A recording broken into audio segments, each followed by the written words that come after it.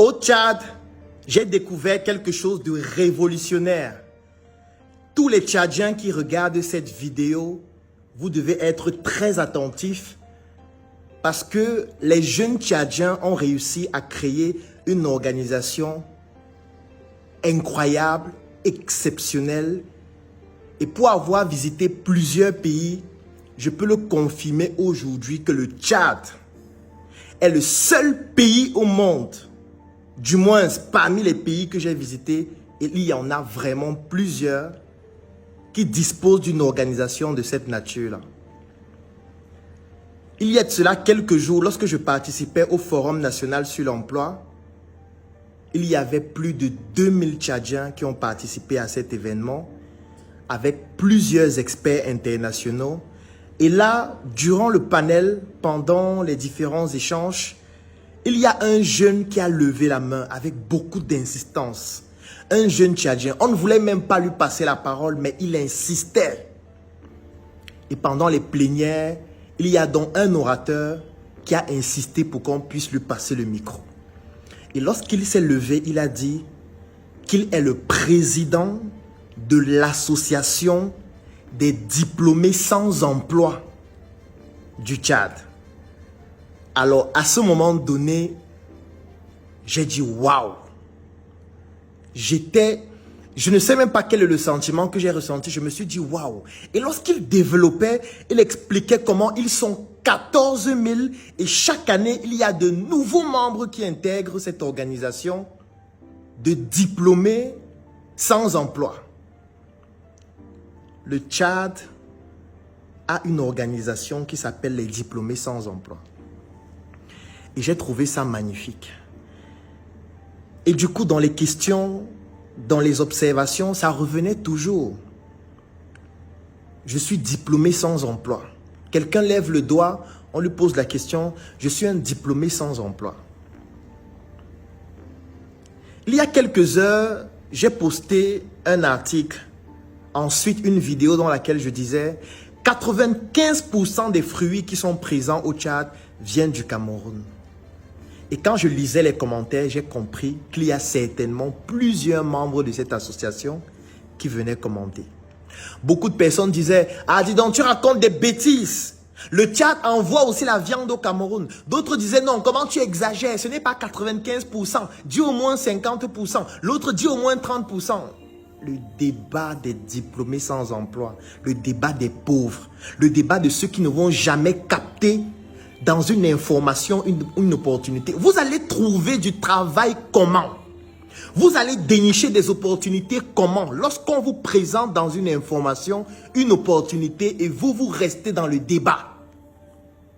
L'autre débat sur les chiffres. L'autre débat sur le fait que, oui, nous aussi on envoie la viande. Nous aussi on fait ceci. Nous aussi on fait cela. Nous aussi on produit les fruits. Mon ami, on te dit qu'il y a des fruits qui viennent d'un autre pays pour alimenter ton pays. C'est une opportunité. C'est une opportunité. Pose-toi la question, quels sont les fruits qui viennent du Cameroun et qui sont distribués par exemple ici en N'Djamena? Dès que tu identifies 2 ou 3 fruits là, tu vas forcément comprendre que ces fruits là doivent coûter cher ici en N'Djamena. Forcément, laissons même tout le Tchad. Parlons de N'Djamena.